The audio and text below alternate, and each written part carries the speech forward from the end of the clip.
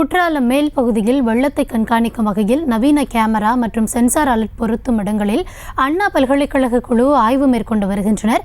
இது குறித்த விவரங்களோடு இணைகிறார் எம்முடைய செய்தியாளர் மாரிமுத்து.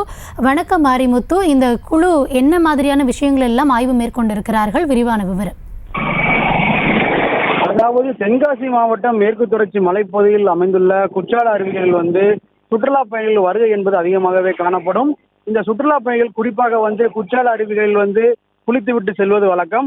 அந்த அடிப்படையில் குற்றால அருவியை பொறுத்தவரை எப்போதும் சுற்றுலா பயணிகள் வருகை அதிகமாகவே காணப்படும்.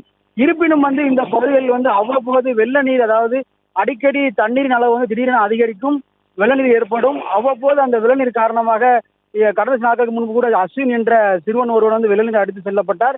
இந்த நிலையில் தற்போது வரை 7வது நாளாக குற்றாலம் உள்ளிட்ட அனைத்து அருவிகளிலும் சுற்றுலா பயணிகள் குளிக்க மாவட்ட நிர்வாகமானது தடை விதித்துள்ளது.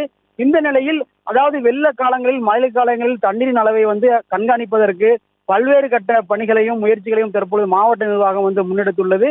அதன் அடிப்படையில் அண்ணா பல்கலைக்கழக குழுவினர் தற்பொழுது மேலே உள்ள செண்பகா தேவி கருவிக்கு சென்றுள்ளனர்.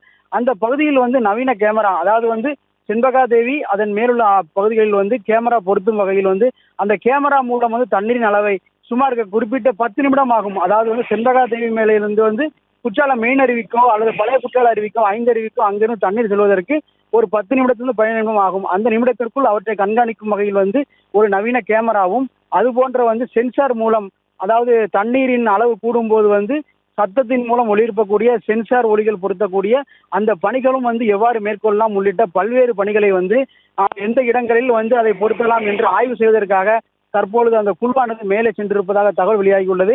அந்த குழு தற்பொழுது பணியை அந்த ஆய்வு பணிகளை நடத்தி வருவதாகவும் தற்பொழுது தகவலானது வெளியாகியிருக்கிறது. விவரங்களுக்கு நன்றி மாரிமுத்து. செய்திகளை உடனுக்குடனும் துல்லியமாகவும் தெரிந்து கொள்ள சப்ஸ்கிரைப் பண்ணுங்க.